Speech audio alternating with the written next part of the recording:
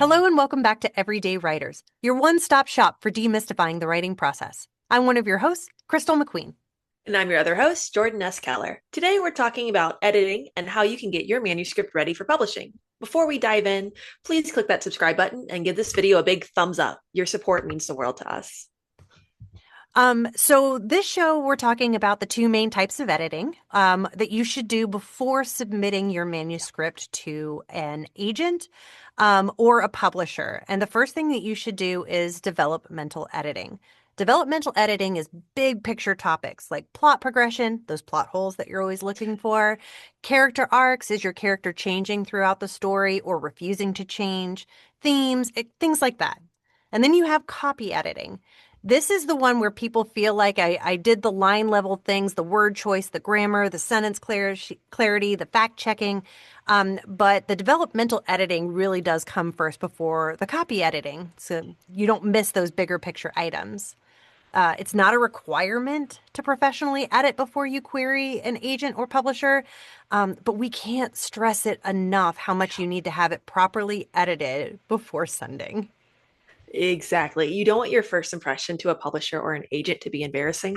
When I was first querying Wildfire, the very first query package I sent out, I didn't really edit it as best as I should have. And there was a homophone in the very first line of the very first paragraph, and it was an automatic rejection. So, like Crystal mentioned, we're not saying you have to pay for a professional edit, but you have to make sure you go through and edit your manuscript beforehand. So these are our tips to self-edit at home.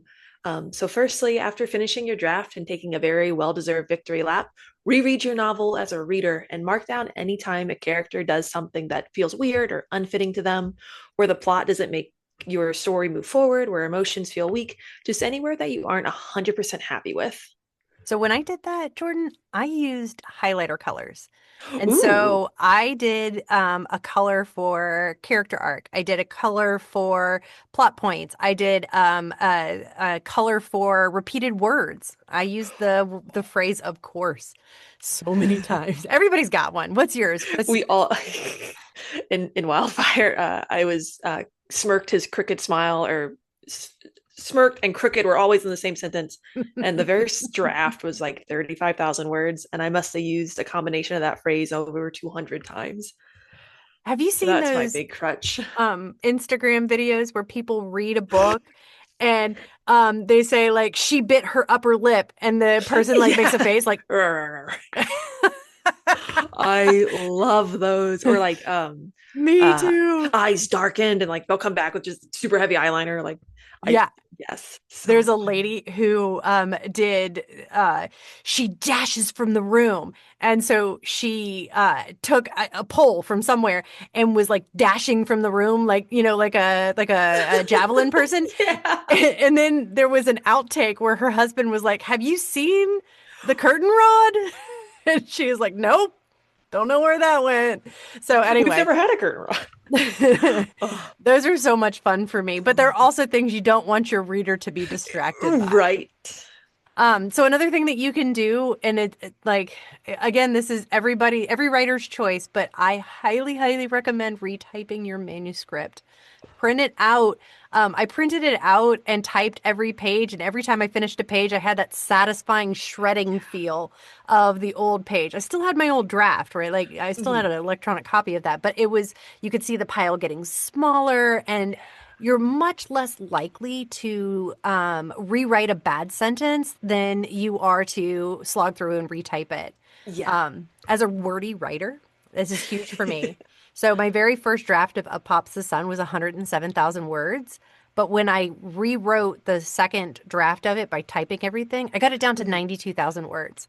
Like Hot there was a dog. lot of things that you could find that you're like, I don't need that. I don't need that. I don't want to type that. And so anyway, it really does help. I know I tried this for a chapter, and every time like I hate it, like this stinks, I hate it, but it made it so much better. So you're absolutely right. It feels daunting at first, but it's well worth it. Yeah. Yeah. So you were Um, going to talk about some of the things that you do with self-editing when you're looking for specific things about the oh, character. yeah. So my big thing when I do my first round of developmental edits is character arc. And Hmm. so I'm a big believer that a character has to change from the beginning of your book to the end of your book, either for the better or for the worse, but a change has to happen. And so when I'm doing that first reread, I'm marking every moment that this character can be changing, Ooh. and to make sure that they have changed, where the pivotal moment is, where it makes sense. So like Roman, for example, in Failing Gravity, he starts super angry and grumpy, and by the end, he's more compassionate. And there's a moment in the book where that compassion starts, and I had to make sure that he wasn't compassionate beforehand and he wasn't as grumpy after. So just I had a ton of sticky notes, and then when I was doing that, I also had my outline laid out on the side, so I knew when we were reaching this pivotal moment, all the little steps that he needed to take to get there, and then that resolution falling through. So I don't want to give spoilers for your book, but was it when he came back from the upside and saw what happened? Yep, yep. And Okay, then okay, then yep, I yep, knew yep. it. I knew it. Okay. I don't want to Had give a spoilers reality for the wake. book. It's really really good. It's definitely a very fast-paced book, you know, and Thank you. it's a shorter novel, right? Yeah, it's barely scrapes by the novella stage. Like it's just over 55,000. Yeah. Um, So definitely one to check out because I do like the pacing of that book, and you definitely get to see the progression of Roman's character. I still thank think you. he's grumpy at the end. I mean, he can't be perfect, but he's a little nicer. Something else to think about, something else to keep in mind is that um, every time you read your novel, your plot can start to feel stale or boring, and you might try to add things into it to keep, I guess, the spiciness alive or whatever. Mhm. But remember that you've read your book over and over and over again, and your editor, your agent, your publisher has not. And so I do think that like some people get alpha readers before they send it to an Mhm. editor, so you can see if some of those moments hit. But don't think that your story's predictable because you know what's coming. Remember, you've read it a bunch of times in addition to coming up with a story. So, In our companion episode this month, we interviewed Michael D. Pittman, who's an author who is currently getting his work developmental edited by a professional. And he mentioned he knew when to get an editor when he started putting things in, taking things out, putting things in, taking things out, because mm, he fell into that pitfall. He thought the plot was boring, predictable. So that's kind of a nice way to like to remember it. That yeah. just because you know the story doesn't mean everyone else will. And you can also over refine your novel, right? Like, so if you Oh, for feel like you're sure. spinning your wheels, which kind of is what it felt like with Mike's description, was that, you know, like he felt like he was, like you said, putting things in, taking it out. Mhm. Um, you can you can go too far trimming stuff. I've found that and then somebody's like, I'm not entirely sure what's happening here. And I'm like, oh, I should put something back in. You Right. know? You Got confusing. you can make your story not as make not as much sense because you've read it so many times. You're like, well, I don't need that sentence anymore, Hmm. and I you don't know. realize how pivotal it is until somebody's reading it for the first time and going, I don't know what's happening here. So with Up Pops the Sun, how many developmental edits do you think you did with it? Or was there just one big one that No, tackled everything? No. no. I think my final version was version 9. Um, Okay. so I did the first version, which was get everything on the page, Hmm. and then I did the retype, reversed outline, figured out the scenes I needed to add. And then every iteration after that, you know, like I did all the highlights and then I did every single, you know, line of like, what does this mean to my character? What does this mean to my story? And things like that. And so by the time that I got to the very, very end of it, I was very sick of looking at it. Yes. But, you know, like some of it, I think I kept versions because I did get feedback that I was like, you know, Bill was reading, my husband was reading the book and he Hmm. was like, I don't know what's happening here. And I was like, oh shoot, I took that out. So then I started being really careful about saving versions as I Yeah. progressed so that so that I didn't lose something if I did cut something and they were like, I don't know what's happening anymore. So Hmm. what about you? Like how many versions of your latest manuscript do you think? Oh, yeah, Um, Ghost Kid. I think I did two and a half developmental edits on myself. And then I felt confident and comfortable going with a professional developmental editing service that I've used in the past. So I write the whole thing very messily, my trash draft, and then I do that rewriting that we talked about. And then I read it, and I kind of did a hybrid. I read it, line edited it, while also making notes to the side, and then went in and applied the developmental edits I had, mostly character things and a couple extra scenes to help the plot make sense. and then added in the line edits. And we mentioned why we want to do developmental edits first, and that's because say you have a chapter and you clean it up, you polish it, you spend a week on it, and then it turns out you don't need it and you have to delete it. So that's why I always try to save the copy editing for last. Yeah. Um, Well, and I mean, the copy editing is refinement, right? And so if you have to make yeah. major changes, then you might have to make small changes somewhere else, and then you have to refine again. Mhm. But I do wonder, Jordan, do you think that you do so much fewer drafts now? And this is a question. Do you do fewer drafts now because this is your sixth book and you've kind of like progressed in a way as an author, or do you just feel like maybe you're just getting more efficient? I think I'm feeling more efficient, Okay. and as someone who loves to pants their way through it, I hate to say this, but it's because I started outlining. Like I know what's happening in the plot at least. So like with Wildfire, there were I think I almost had 9 drafts with it because I had no idea how to get from the beginning to the Yeah. end successfully. And it took learning how to outline and accepting that it's part of the process. And so yeah, I think I just became more efficient, and I found what worked for me as an author. With any artist, everyone has their own style and their own way Yeah. of doing things. So it took 6 books to find it, but Well, there's a lady that she and I interact quite a bit on Instagram, but mhm. she posted something about being a plantser, which is a pantser who's learned to plot. And I was like, "Oh my gosh, we're I love using it. that." I know, I know. So I think you're a plantser now. I don't think you're a Plancer. plotter or a pantser. I think No. you're the combo.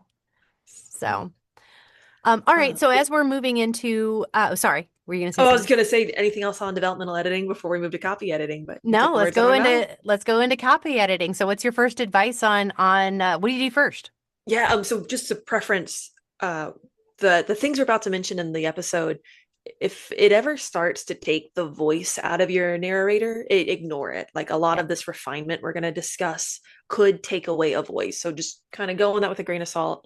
But yeah, so the first thing I'll clear up, and this is all thanks to you, is I'll look for all those filler words. Yeah. They're anything that filter your world through your character versus your character just experiencing them.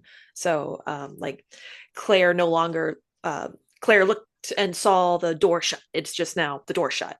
And Yeah. so you can take out anything character heard, character felt, character saw, character knew, character seemed to, character imagined.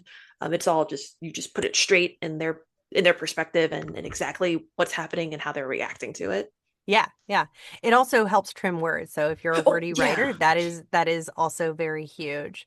Another thing you can do is move those crutch words, right? So Mhm. weak verbs, instead of saying that, somebody trudged, you can say like you don't want to say they walked slowly. You want something that's a little bit more concise to depict what your character is doing, right? So instead of eating quickly, it could be devoured. You just want Mhm. to make sure that you're using the best possible verbs without using adverbs and other kinds of descriptions.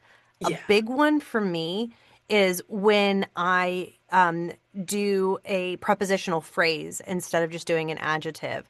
And so to say, uh, shoot, the book of Jordan, you could say Jordan's book. So it's Yep. it's moving stuff around to say, am I using a prepositional phrase that I need to, or can I say that in fewer words? Yeah. I struggle with that too a lot. And it's usually at group. I'll hear someone read the sentence aloud. I'm like, oh, let's take those words out. Yeah, you don't need any You don't need them. of these. A few more crutch words you can take out of your manuscript almost always is just that, suddenly, even, anything that like puts a pause on your sentence. Yeah, yeah, really, Oh, any yeah. kind of things like that. A really great book that I personally love is called Three Drafts. Even though when Matt Bell writes about writing in three drafts, he never actually writes in three drafts. But he's got an entire, I think, 2-page list of these Oh, words that you can get rid of. And I mean, just look in your manuscript and see how many times you've used suddenly. Suddenly was a big one for me. And so I was like, do I need to say she came into the room suddenly, yeah. or she just came into the room. It's fine. Like Because here it's she sudden. is. And I'll second that book. It's great. So if you need a good place to start in your editing journey, the third or 3 drafts is Really Yeah, great. it's fantastic. So, We mentioned it before, but removing those repetitive words. How many times does your character smirk? How many times do they roll their eyes, sighs, grins? And you can just control F to find those words and then remove them, switch them. And then something that we'll always do at our writing group is when you use the same word multiple times in this paragraph, we'll always circle them. And sometimes it's intentional, most of the time it's not. yeah. Um, Yeah. I mean, sometimes like I'm a big one of repetition. Like I like, yeah, drip, drip, drip. Like yeah, any of yeah. those alliterations, like you can do it on purpose. That's okay. As long as you're doing it on Right. purpose. But another thing that I don't know that this is going to work, but because we talked about it earlier, I wonder if one time, sorry, I'm gonna a concise sentence here. Okay, one time we did a party with our writing group friends, and what we do are these stories where everybody gets to write a story for 2 minutes, and no matter where you are in the sentence, you have to pass your book to the next person. Mhm. You get somebody's sentence story, you read it, and you continue. And our great friend Anna, when she reads those stories, she also acts it out. Yes. And so we all have these notebooks that say hand over foot because Mhm. Anna's like acting out how you do this. So I wonder if you could actually use some of the, when you're editing, if you could use some of the expressions and movements, if you actually try to do them, how ridiculous do you look and feel? And then That is is it a like, great idea. maybe I don't need this in my story? Hmm. Especially like if it's a confusing sentence like climbing hand over or foot over hand, I It think is was what it foot over was. hand. It Foot over was. hand. Oh, that was so funny. It really, really was. Um, uh, so sorry, just going into additional things like that. Removing redundancies or handholding for your reader. Hmm. Trust your reader, right? Like you Yeah. don't need to say he nodded his head yes, right? Like we know you nod your head with you nod with your head. You don't need to Hmm. say that. But there's other things, like a lot of times people will tell because they don't trust the reader to know. So like she Yeah. walked across the room to open up the door because she heard a knock. Like we know she heard a knock. She just walked across the room. We know what she's going to do when she opens the door. You don't have to say Yeah. to. So a lot of times when you say to or because, you're leading into explanation. And so those are also words that I search for in my document to determine, did I actually show what this person is doing and do I need this explanation? That's a great way to find them, those two and becauses. To, because, why, Hmm. for is a big one. So just like anything Oh, where you're like putting a prepositional phrase to explain somebody's action. yeah. Yeah. I remember when I first started writing as a wee elementary school student, I would describe every room with such detail, and now I don't, and it's a great like you can trust your reader like they walked into the kitchen. You can trust your reader to know that there's probably a stove, there's probably a refrigerator, there's probably a kitchen counter, and now you can focus on like all the magnets on the refrigerator or that the stove's all dented, and so you can trust your reader with the normal mundane things and lean into the cool things and what makes them unique, like color choices or adjectives and Yeah, such like that. yeah, like faded wallpaper, dents in Yeah. the oven, empty refrigerator, or oh gosh, all expired food in the refrigerator. Like, like So smelly. what is it telling you about this character rather than they have Yeah. a stove and a table and a counter, you know? And if we can jump back to developmental editing real fast, I feel like and this goes into character interiority also, your character should see their world through what makes them unique. So like the fact that their refrigerator is full of expired food, like that should mean something to the character. Yeah. And so that's something you can also check when you're doing those edits is make sure everything means something intentionally. Or even add them. Like, oh, Yeah. sometimes I often learn stuff about my character after the fact. And I'm like, okay, she really likes junk food, right? And so I ended up going back and like having her cook ramen. I know you love ramen, Jordan, It's not but junk. nobody could pay me to eat a 25-cent pack of ramen. But I had her do that in one of her Yeah. scenes where, like she's got food in the refrigerator. She's got food that she could heat up. And she's like, no, I want ramen. And it really was meant to say about her character that she Yeah. wanted like comfort food rather than, something that was healthy for her at the time. Mhm. So everything your character does is trying to inform not even who they are, but also how they feel. Exactly. So. The last thing that I would say about line editing, because you asked me how many drafts I had, and my last draft was 9 drafts. Um, and one of the things that my professor told me in college, uh, Oh, Rob he was on the show. Johnson. Yep. So if you want to go and listen to his show, he's fantastic. He was my thesis advisor, and he told me that your every single sentence in your story should do at least 2 or 3 things.